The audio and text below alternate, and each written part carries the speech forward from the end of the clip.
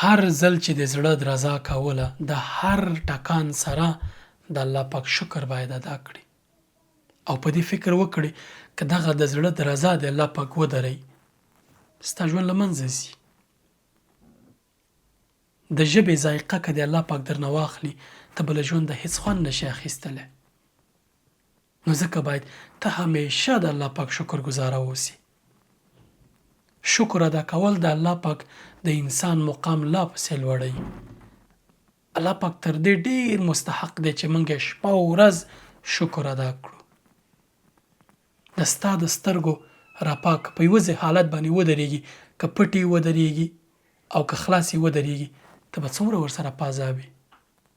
دغه نعمتونه که د الله پاک درنه واخلي کوم چې تا سره دي، اولاد دی، ژوند دی، نور امکانات دي، ته به په څه حالت کې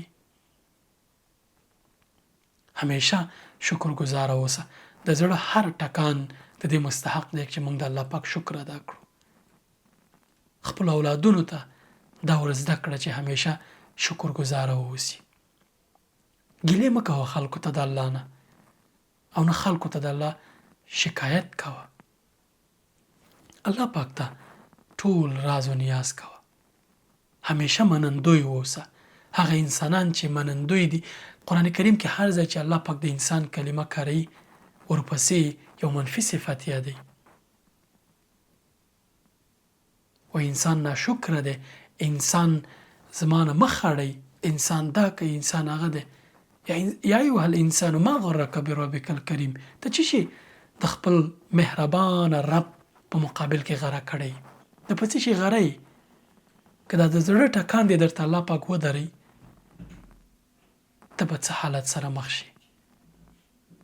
خپل اولاد ته زده که، په خپله باندې عادت دې ساته. کوچني کوچني نعمتونه چې دي ترلاسه کول یا دې لرل په اړه د الله پاک شکر ادا کوه. الله پاک به درته دوامداره ساتي. هغه انسانان ډیر نازوانه دي چې د الله پاک شکر نه ادا کوي. د انسانانو مننه کوه، ځکه حدیث کې راځي څوک چې د انسانانو مننه نه کوي هغه د الله مننه نه کوي. د انسانانو هم مننه کوه او د الله پاک د ډیر شکر مستحق دی.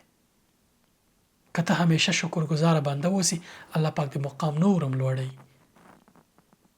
ناهیلي، بېځایه ګیلې، بېځایه شکایتونه دا مه کوه. دا د عادت ساته.